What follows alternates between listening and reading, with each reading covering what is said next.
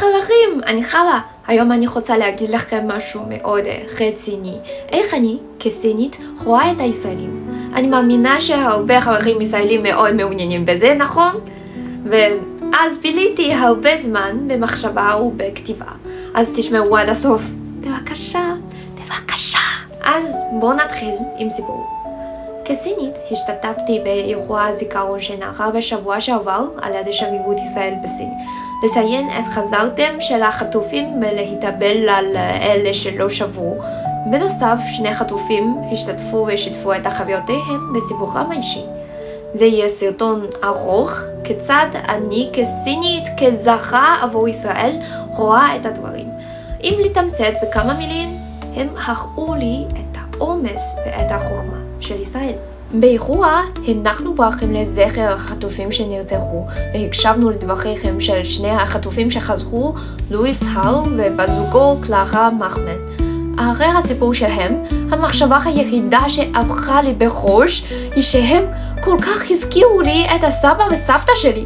אספר לכם למה. זה בעצם חזר לשאלה בשידור החי האחרון שמישהו שאל אותי, איך הסינים רואים את הישראלים?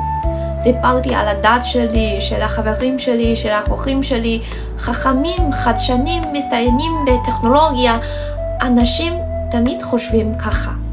אבל עכשיו גיליתי שראיתי רק מה שנקרא את בני השטח. בעצם הישראלים והסינים הם האנשים הפשוטים והחמודים ביותר. למה סיני יש 100 שנים של כאב וסבל, כאשר הבריטים פתחו במלחמת אופיום כדי למכור סמים לסין, אילצו אותה לוותר על השטחים ולשלם פיצויים עצומים. וגם היהודים חוו גלות של 1000 שנים, תמיד מחפשים את הבית שלהם. אנחנו לא מבקשים הרבה, אנחנו רק מגיעים לבית חם, בטוח ושלם. אז כשהקשבתי ללואיס וקלרה מספרים את חוויותיהם באופן אינסטינקטיבי, נזכרתי בסבא שלי שלחם במלחמה נגד הפשיזם, וגם בסבתא שלי שכל הזמן חיכתה לו בבית. ומכל היחידה של סבא שלי, רק הוא נותר בחיים.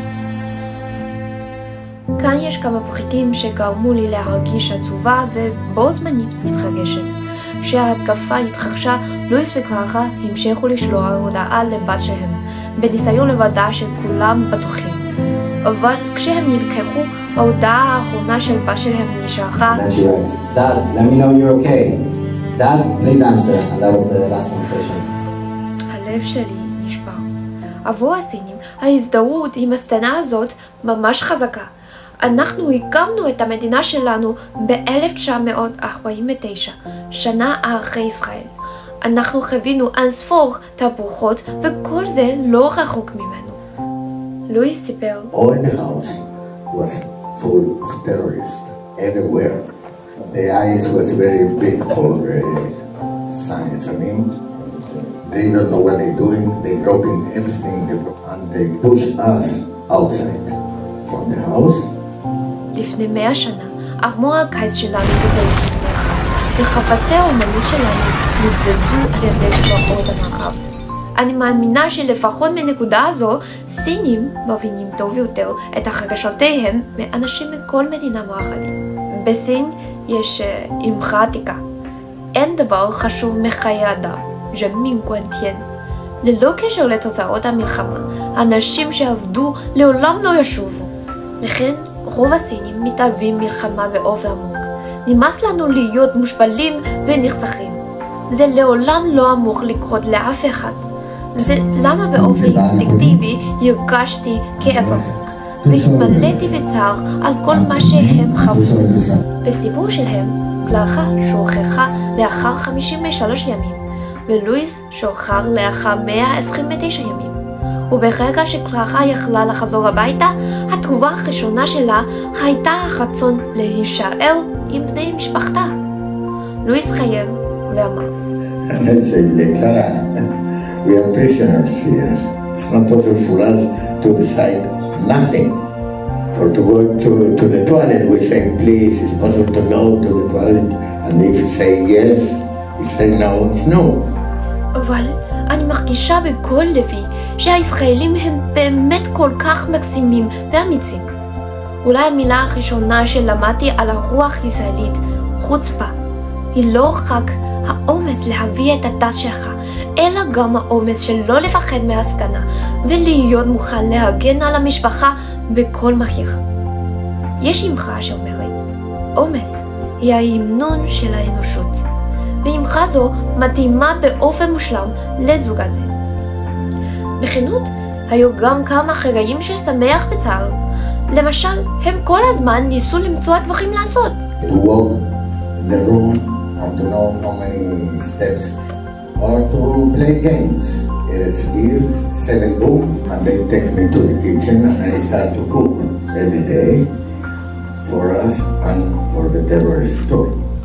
And they like my food. זה עוד פעם כדי שיהיה משהו לעשות, לתת משמעות. יש לי יסוד להאמין שזו חוכמת ההישרדות של העם עתיק, ממש כמו שהיהודים גם בתקופת הגלות שמרו על האמונה והתרבות שלהם, נכון? העם היהודי הוא עם עם חזון, עקשנות שאינה ניתנת לכיפוף. כך אני רוצה לתארח אתכם בסינית, בייג'ו בונאו. לסיום, אני רוצה להודות במיוחד לשגרירות ישראל בסין על שארגנה אירוע כזה. היה לי הכבוד הגדול מאוד להשתתף בו. תודה רבה.